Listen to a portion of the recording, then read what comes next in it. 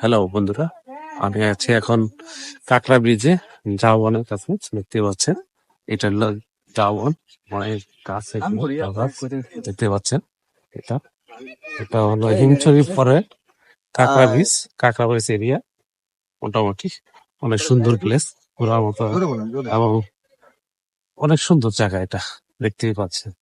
এখানে আপনারা যারা আসবেন কক্সবাজারে, অবশ্যই অবশ্যই আপনারা এখানে আসবেন এবং অনেক সুন্দর একটা প্লেস, যেখানে আপনার ঘুরে মন প্রাণ সবকিছুই আপনার ফ্রেশ হয়ে যাবে এবং একটা রিল্যাক্স ফিল আপনি পাবেন। এই সেই দেখতেই পাচ্ছেন চারদিকে চারদিকে।